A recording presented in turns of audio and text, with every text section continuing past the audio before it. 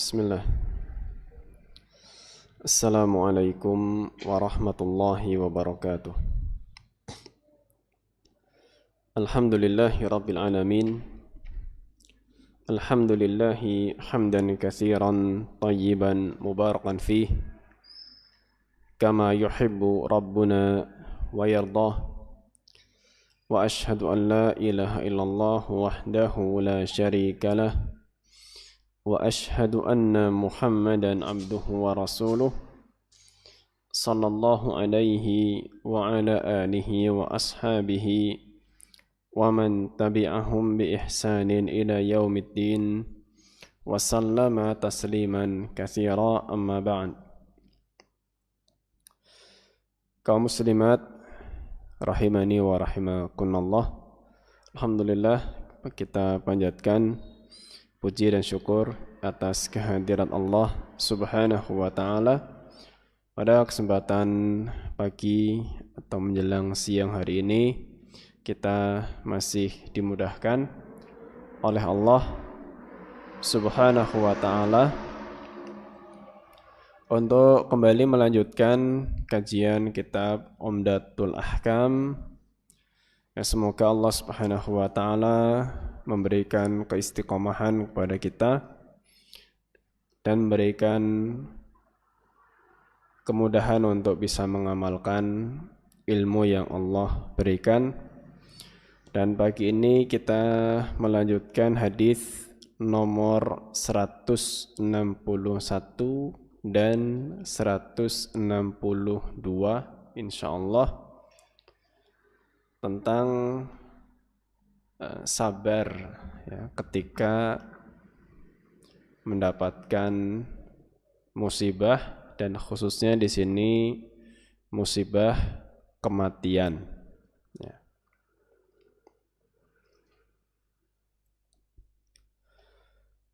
Kita akan baca hadisnya. Qala al-muallif rahimahullahu ta'ala, Imam Abdul Ghani Al-Maqdisi selaku penulis, semoga Allah merahmati, beliau mengatakan, An Abi Musa Abdullah ibni Qais radhiyallahu anhu anna Rasulullah sallallahu alaihi wasallam bari'un minas sadiqah wal haliqah wasyaqqah. Wa qala al-musannif as-sadiqah allati tarfa'u sawtaha indal wasyaqqah ya, asyaqqah ini wanita yang merobek bajunya ya, merobek bajunya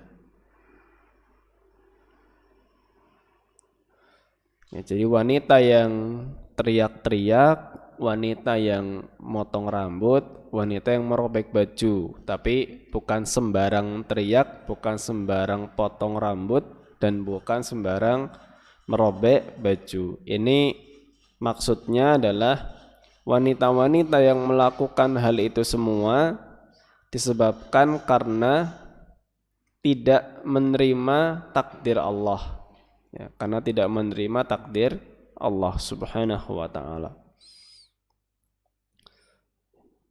Hadis ini diriwayatkan oleh Imam Bukhari dan Muslim, dan kemudian dijelaskan di sini ya, apa makna as-saliqah ya. Tadi yang disebutkan di awal hadis, as-saliqah allati tarfa'u sawtaha indal musibah. Ya, saliqah itu wanita yang mengeraskan suaranya ya, mengeraskan suaranya saat mendapat musibah ya, saat mendapat musibah.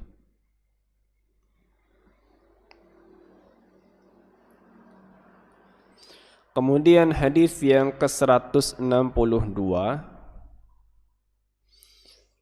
An Abdullah ibni Mas'udin radhiyallahu anhu anin nabiyyi sallallahu alaihi wasallam annahu qala. Dari sahabat Abdullah bin Mas'ud radhiyallahu anhu, dari Nabi sallallahu alaihi wasallam, beliau bersabda, Nabi bersabda,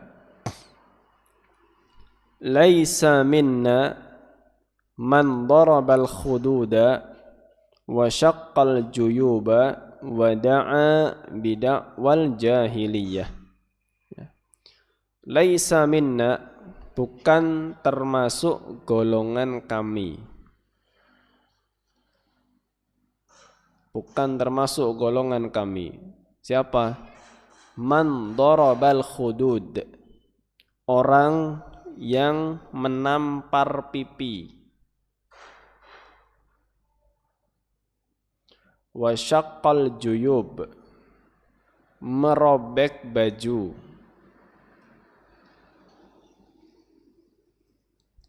Wa da'a bid'awal jahiliyah, dan menyeru dengan seruan jahiliyah. Ya, menyeru dengan seruan jahiliyah.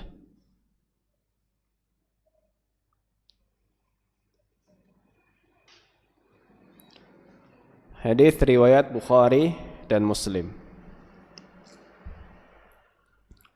Baik, ini dua hadis dengan kurang lebih satu tema yang sama, sehingga pembahasannya kita satukan dalam satu pertemuan ini insyaallah. Ya, karena dua hadis ini meskipun kalau kita lihat ya, ini tidak sedang mengajarkan suatu tata cara ibadah tertentu dan qadar. Ya. Masalah iman kepada takdir.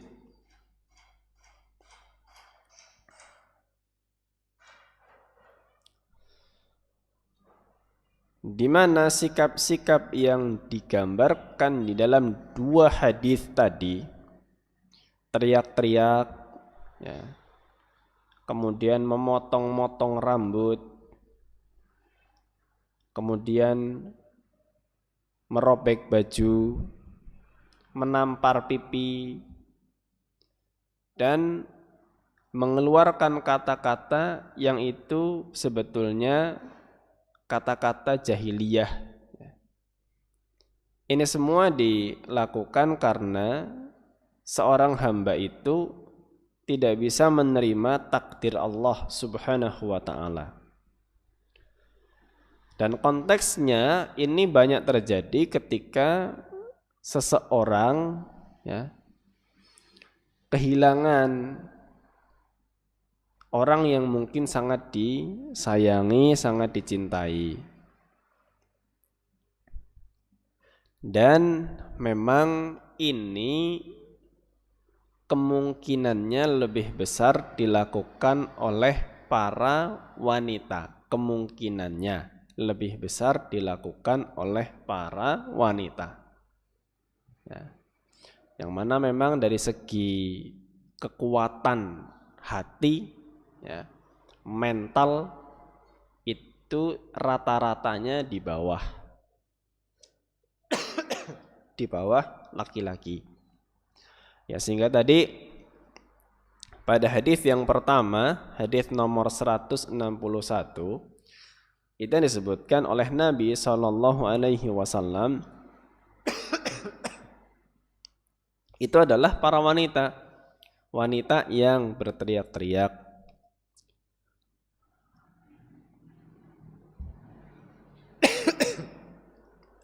wanita yang potong rambut, ya, atau merobek baju. Kenapa nggak disebutkan laki-laki? Ya, karena umumnya yang melakukan itu perempuan. Ya, kalau mungkin kehilangan orang tuanya, atau mungkin kehilangan anaknya, atau kehilangan suaminya, ya,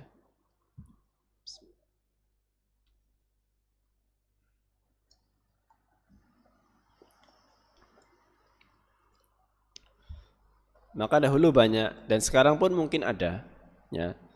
Ya mungkin maaf, ya nangis dengan suara yang keras, ya. Kemudian tidak bisa mengendalikan diri, ya.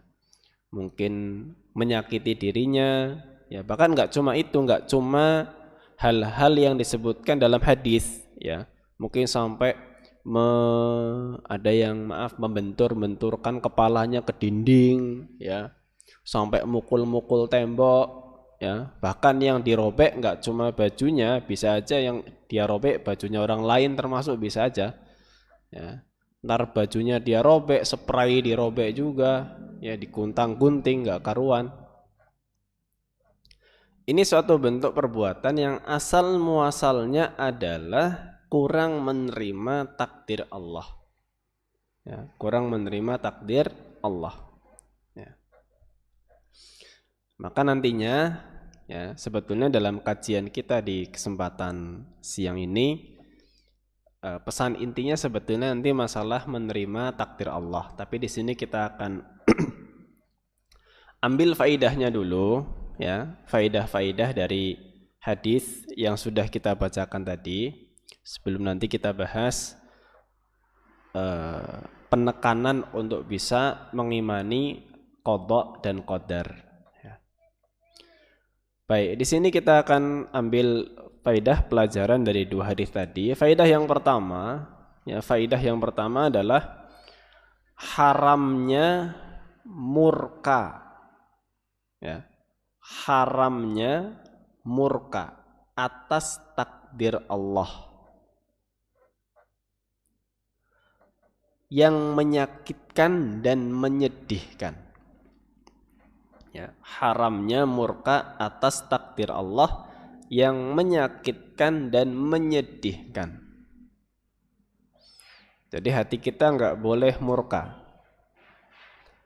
Terlebih jika hal itu memunculkan perbuatan.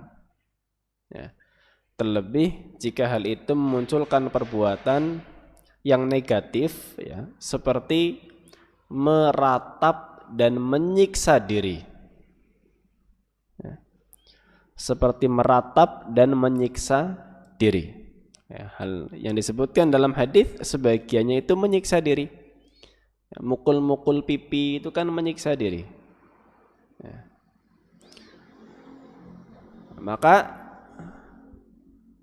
takdir Allah subhanahu wa ta'ala itu tidak semuanya manis untuk kita, ya, tidak semuanya manis untuk kita. Dan kita harus pahami bahwa apa yang Allah subhanahu wa apa yang terjadi, ya, apa yang terjadi pada diri kita maupun orang lain dari hal-hal yang tidak mengenakkan, musibah dan lain sebagainya, itu semuanya sudah dicatat oleh Allah Azza wa Jalla, ya, sudah dicatat oleh Allah Azza wa Jalla. Dan Nabi sudah berkali-kali mengingatkan. Di antaranya, ya, ketika beliau mengingatkan bahkan antu'mina bil qadari khairihi wa syarrihi, ya, engkau beriman dengan takdir yang baik maupun yang buruk, ya. Jadi saya sedikit ulas redaksi yang disabdakan oleh Nabi Sallallahu Alaihi Wasallam tentang masalah takdir tadi. Itu kan ketika beliau ditanya oleh malaikat Jibril alaihi salam, akhbirni anil iman, kabarkan kepadaku tentang iman. Lalu beliau menyebutkan rukun iman yang 6, ya. Antu'mina billahi wa malaikatihi wa kutubihi wa rusulihi wal yaumil akhiri wa tu'mina bil qadari khairihi wa syarrihi. Iman itu, kata Nabi alaihi salatu wassalam, iman kepada Allah, iman kepada malaikat, iman kepada kitab, kepada Rasul, kepada hari akhir. Perhatikan, kemudian beliau mengulang kalimat dan engkau beriman, ya, dan engkau beriman kepada takdir yang baik maupun yang buruk. Kalau kita cermati, ya, ini pentingnya kita mengkaji sabda Rasul alaihi salatu wasalam dengan teliti. Kalau kita cermati, ketika Nabi alaihi salatu wasalam menyebutkan rukun iman yang kedua sampai yang kelima, ya, yang kedua kan iman kepada malaikat, sampai yang kelima iman kepada hari akhir. Beliau tidak mengulang kalimat antu'mina.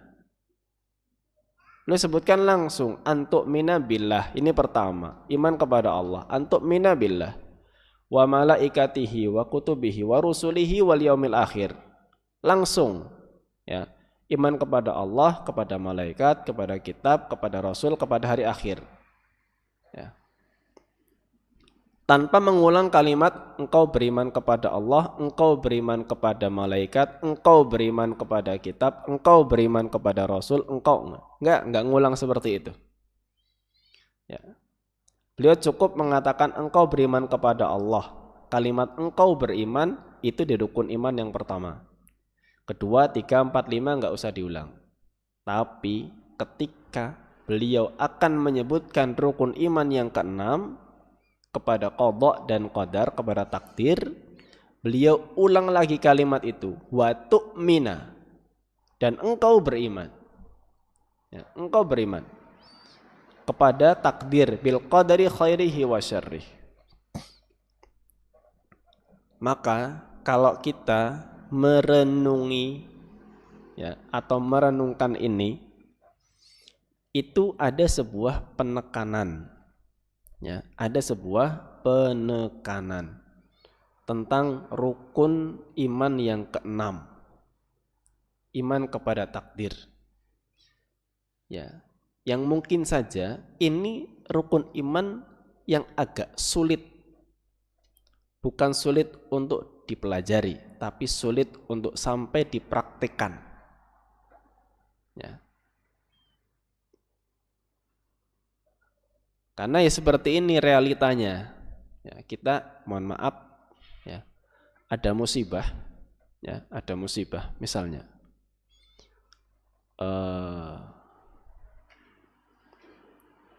kecelakaan misalnya, ya, kecelakaan kan banyak terjadi. Kemarin beberapa hari yang lalu ada kecelakaan antara truk sama kereta misalnya, sampai kebakaran di jembatan, itu kan. Ya alhamdulillah nggak ada korban jiwa, ya, alhamdulillah nggak ada korban jiwa. Nah, tapi kan kecelakaan yang memakan korban jiwa itu banyak. Kayak sebelumnya bis nyemplung ke jurang itu kan, ya, misalkan ketika rekreasi atau sedang ramai,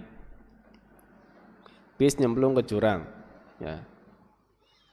Seseorang itu yang kurang bisa menerima takdir Allah Subhanahu wa ta'ala itu tidak berhenti untuk berandai-andai, ya. Oh, andai kata enggak seperti ini, andai kata enggak seperti itu, seandainya begini, seandainya begitu, ya, maka akan seperti ini, akan seperti itu. Itulah wujud iman seseorang kepada takdir itu lemah, ya, sangat lemah, ya. Karena dengan berandai-andai seperti itu, ya, dia tidak meyakini bahwa semua kejadian itu sudah ditetapkan oleh Allah Subhanahu wa ta'ala. Sama misalkan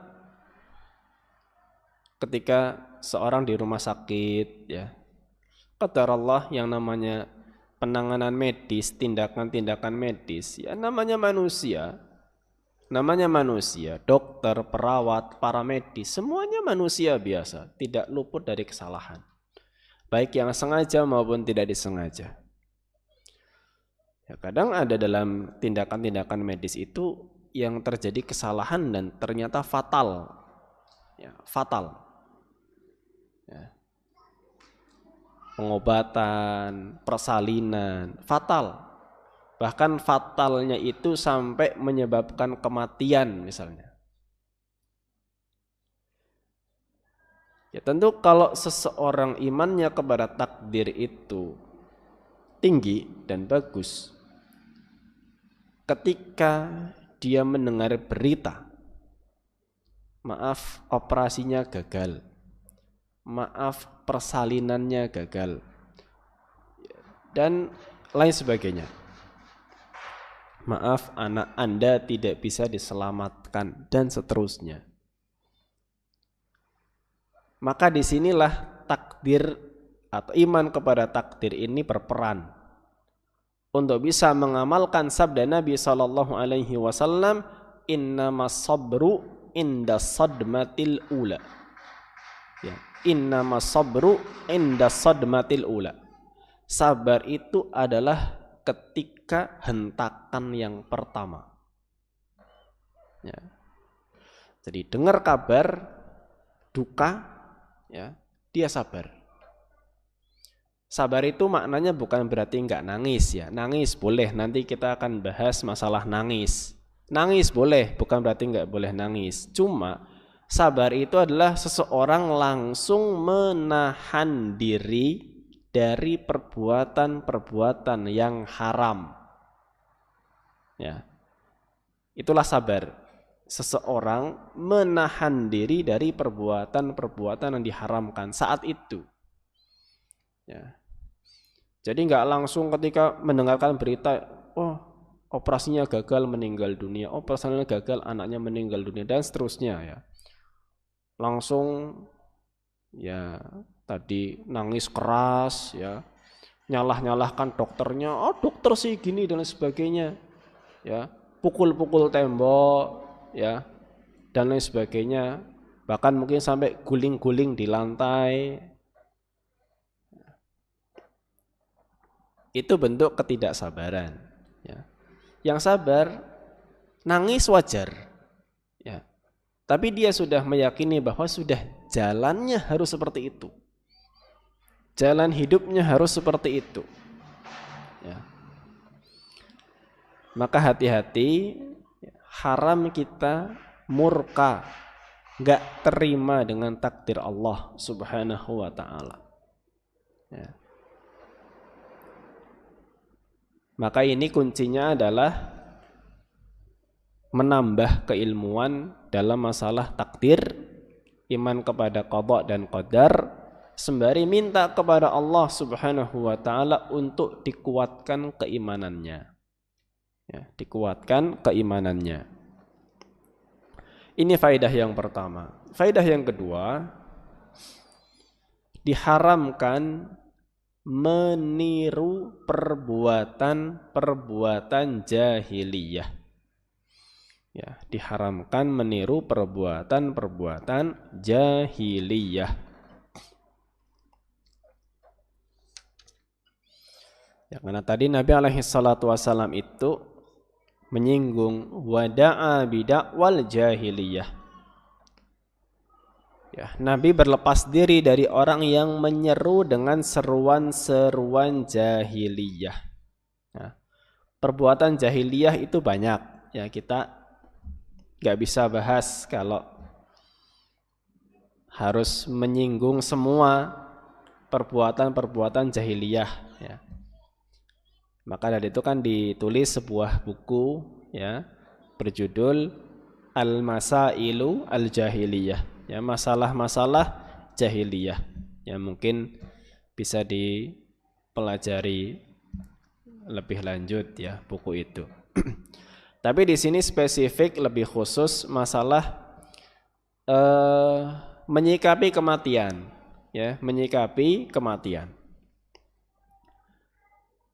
Jadi yang menjadi kebiasaan orang-orang jahiliyah dulu ya, dalam masalah kematian ini adalah meratap ya. Jadi ketika ada yang meninggal dunia, ya, ada yang meninggal dunia, dia mengundang orang-orang untuk meratapi, ya, menambah kesedihan, menambah duka dan seterusnya. Ya. Dengan mengenang, ya, jadi menceritakan kenangan-kenangan dulu, ini orangnya baik, orangnya seperti apa dan seterusnya. Maka ini salah satu bentuk kebiasaan orang-orang jahiliyah dulu. Ya. Demikian juga dalam masalah pengumuman untuk kematiannya. Ya. Jadi pengumumannya itu ditambah-tambah, ya, dengan pujian-pujian, sanjungan-sanjungan, ditambah dengan ratapan-ratapan supaya orang yang dengar itu sedih, ya, ikut menangisi dan seterusnya. Oleh karena itu, ya, hal-hal yang dulu menjadi kultur, menjadi adat orang-orang jahiliyah dalam prosesi-prosesi kematian ini kita hindari. Contoh, kita diperbolehkan untuk mengumumkan kematian di masjid. Contoh, ya, ada yang meninggal dunia, diumumkan di masjid. Kadang-kadang seperti itu, ya, inna lillahi wa inna ilaihi raji'un. Telah meninggal dunia pada hari ini Bapak Fulan atau Ibu Fulanah, ya, yang bertempat tinggal di RT sekian, RW sekian, rumah nomor sekian, blok sekian, kelurahan apa, ya, akan dimakamkan pukul sekian di pemakaman mana. Jenazah saat ini masih berada di rumah sakit dan insya Allah akan sampai di rumah duka pada pukul sekian. Tujuannya apa? Bagi yang ingin menyolati silahkan. Cukup, ya. Jadi sekedar mengumumkan gitu aja boleh, ya, boleh-boleh saja. Enggak perlu tambah-tambahi dengan pujian-pujian bagi orang yang sudah meninggal dunia tadi. Beliau dulunya adalah orang yang sangat baik, beliau orang yang paling banyak untuk nyumbang masjid, beliau adalah orang yang sangat dermawan, beliau orang yang sering sekali memberikan donasi kepada anak-anak panti asuhan dan seterusnya, sebutin semuanya. Hari ini kita sangat kehilangan sekali, siapa lagi yang nantinya akan memberi nyumbang masjid lagi dan seterusnya, ya. Itu yang nggak perlu, ya, itu yang tidak perlu, hanya menambah kesedihan, ya. Atau mungkin beliau adalah sosok yang pemberani, selalu melindungi kita semuanya. Kalau mengumumkan sekedar untuk orang tahu kapan akan disolati, kapan akan dimakamkan, cukup, ya. Itu termasuk seruan-seruan jahiliyah seperti itu, ya, seruan-seruan jahiliyah. Jadi hal yang seperti itu tidak ditiru, ya, tidak ditiru. Baik, kemudian yang ketiga, diperbolehkan, ya, ini saya sedikit singgung faedah di luar hadis tadi. Diperbolehkan bersedih karena kematian, ya. Diperbolehkan bersedih karena kematian, boleh, tanpa disertai dengan ratapan dan perbuatan yang diharamkan, ya. Tanpa disertai dengan ratapan dan perbuatan yang diharamkan, ya. Sedih boleh, ya, itu wajar, manusiawi. Nanti kalau nggak sedih malah dicurigai, ya. Orang tuanya meninggal kok nggak sedih-sedih acan itu. Atau mungkin suaminya meninggal malah cengangas-cengenges, itu kan mencurigakan, ya. Istrinya meninggal kok malah senyum-senyum. Nah, Sedih boleh, sebagaimana Nabi alaihi salatu wasallam pun pernah sedih dan pernah menangis karena kematian. Ya. Ketika istrinya Khadijah wafat, ya beliau sedih. Ketika pamannya Abu Thalib wafat, ya sedih. Ketika putranya Ibrahim meninggal ketika masih kecil, ya, pun sedih. Bahkan beliau sampai menangis. Ya, sampai menangis. Dan beliau jelaskan, ya, innallaha la yu'adzibu bihuznil qalbi wala bidam'il ain. Ya. Allah itu tidak menghukum atau tidak menyiksa hanya karena hati yang sedih dan mata yang menangis. Ya. Allah tidak menghukum atau tidak menyiksa hanya karena hati yang sedih atau atau mata yang menangis. Ya. Hati sedih, mata menangis boleh. Ya. Walakin yu'adzibu bihadza wa asyara ila lisanihi au kama ruwiya. Tapi Allah Subhanahu wa taala itu menghukum karena lisan. Ya, karena lisan. Ya, tergantung yang diucapkan oleh lisan. Ya. Nah, yang diucapkan oleh lisan itu bisa hal-hal yang haram. Ya. Maka ketika yang keluar dari lisan itu adalah ratapan-ratapan, ya dulu wanita-wanita jahiliyah itu kalau suaminya meninggal ada ucapan-ucapan yang biasa dikeluarkan seperti ya asadi, wahai singaku gitu. Suaminya kok dikatain singa? Enggak, itu bukan lagi ngatain suaminya, tapi maksudnya singa itu kan hewan yang sangat pemberani gitu kan. Jadi karena selama ini suaminya adalah sosok pelindung, maka dikatakan wah pelindungku sudah pergi gitu. Ya jamali, wahai ontaku. Loh, suaminya kok dikatain onta? Bukan lagi ngatain suaminya onta, tapi onta itu semacam harta yang sangat dicintai gitu. Ya, ya enggak, bedanya kalau nangis ya wajar. Ya, sedih nangis wajar. Bahkan kesedihan itu kan ya kalau selain istri yang kehilangan suami, ya selain istri yang kehilangan suami, kesedihannya dibatasi 3 hari. Ya, kesedihannya boleh. Yang penting tidak meratap dan tidak tadi melakukan perbuatan-perbuatan nampar pipi, ngerobek baju dan seterusnya. Baik, terakhir yang keempat di sini, meskipun tidak disebutkan dalam hadis, ya, ini adalah tentang hikmah. Di antara hikmah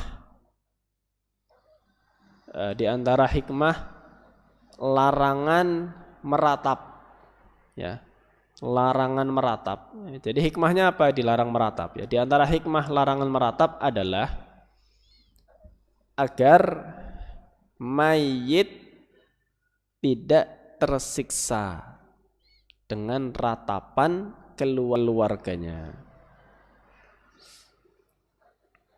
Baik.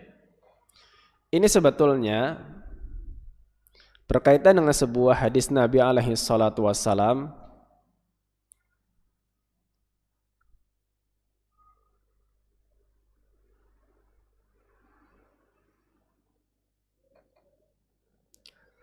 innal mayyit yu'adzabu bibuka'i ahlihi alaihi. Ya. Nabi alaihi salatu wasallam bersabda, sesungguhnya ya innal mayyit, sungguhnya mayit itu atau al mayyitu, ya, al mayyitu, mayit itu yu'adzabu, tersiksa bibuka'i ahlihi alaihi, ya, Innal mayyita la yu'adzabu bi buka'i ahlihi alaihi. Sungguhnya mayit itu tersiksa dengan tangisan keluarganya. Ya. Tersiksa dengan tangisan keluarganya. Hadis ini dikeluarkan oleh Imam Bukhari dan Muslim. Nah, ini yang perlu kita pahami juga. Ya, mungkin kita ada yang pernah dengar hadis ini. Keluarga atau mayit tersiksa dengan tangisan keluarganya. Ya, kadang makanya ada yang berpikir kok kayak nggak adil gitu. Kayak nggak adil. Kenapa? Yang nangis keluarganya, yang disiksa mayitnya. Ya. Yang melakukan perbuatan salah itu keluarganya, kok yang menerima hukuman jenazahnya.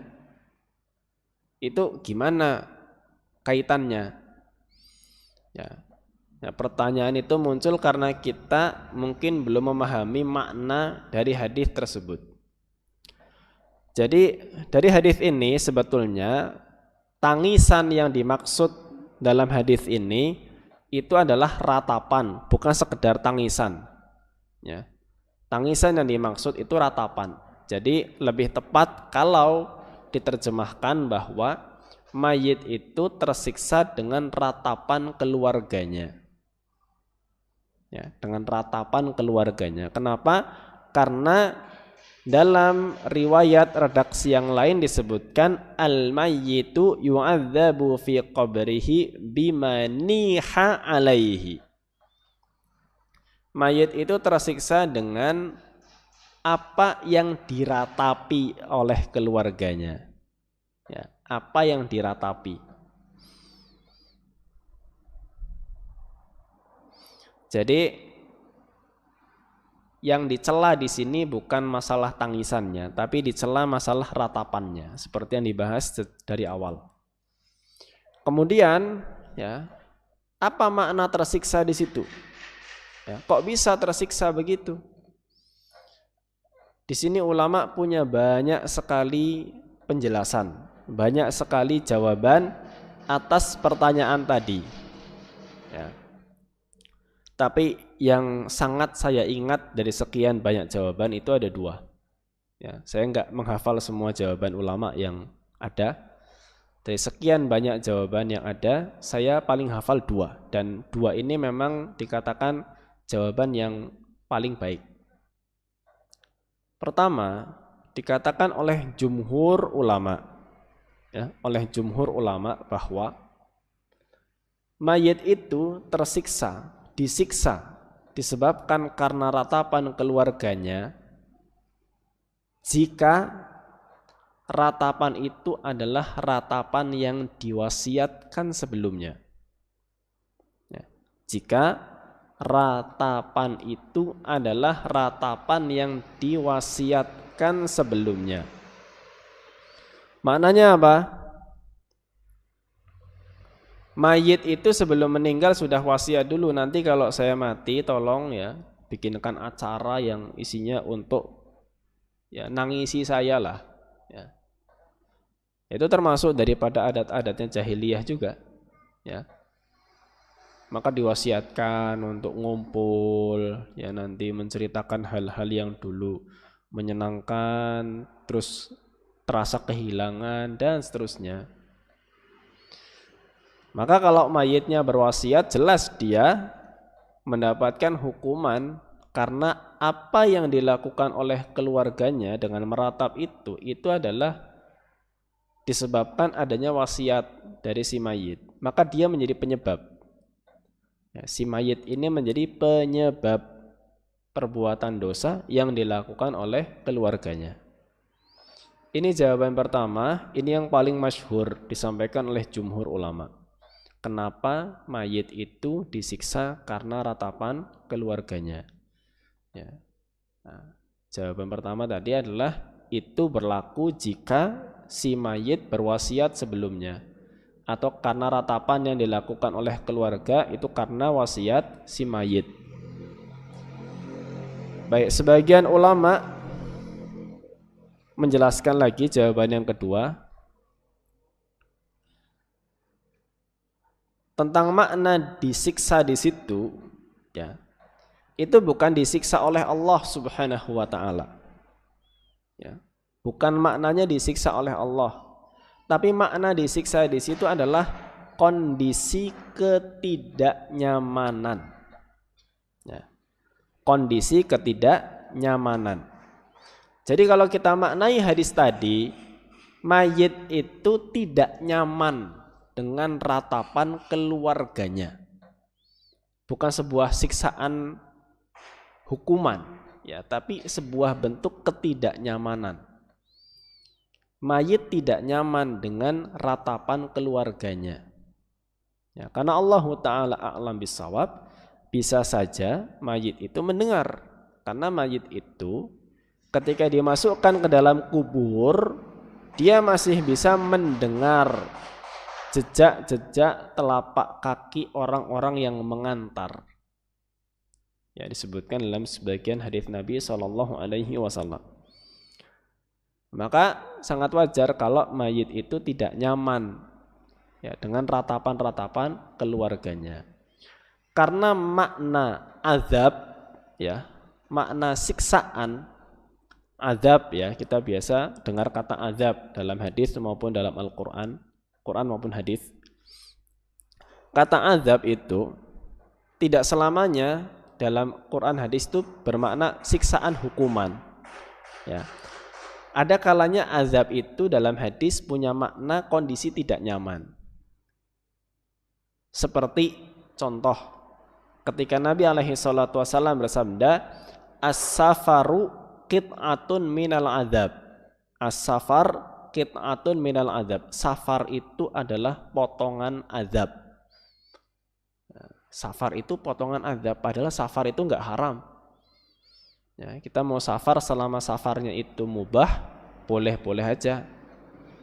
Ya. Tapi kenapa dikatakan safar itu potongan azab? Karena dalam safar itu seorang musafir tidak nyaman, ya, capek, naik kendaraan, jauh dari keluarga, butuh bekal, untuk sholat mungkin agak sulit. Ya. Itulah kondisi-kondisi ketidaknyamanan yang kemudian digambarkan sebagai potongan daripada azab. Ya.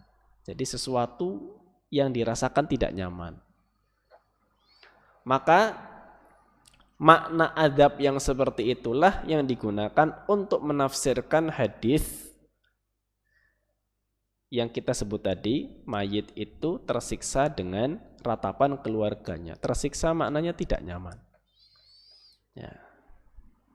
Jadi itu kurang lebih 2 jawaban dari para ulama untuk menerangkan, ya, hadis sesungguhnya mayit itu tersiksa karena ratapan keluarga. Ya.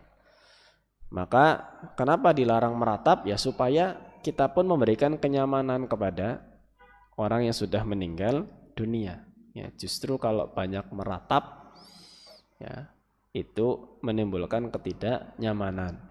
Ya.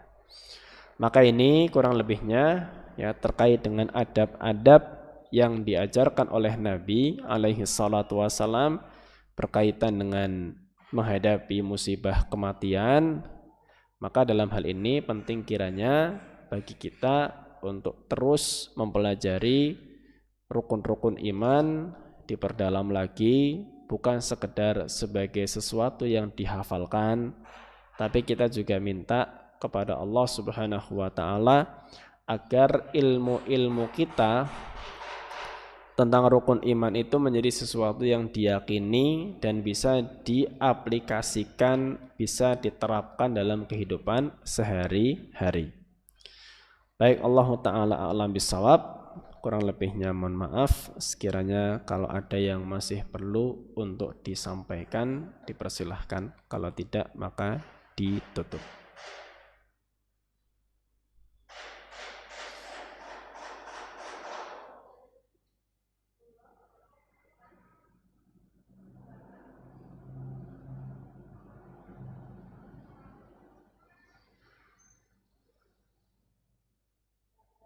Baik. Dengan demikian berarti cukup materi kita di kesempatan siang hari ini. Semoga Allah berkahi. Terima kasih atas perhatiannya. Wassallallahu ala nabiyyina Muhammad wa ala alihi wa sahbihi wa baraka wa sallam. Wa akhiru da'wana anil hamdulillahi rabbil alamin.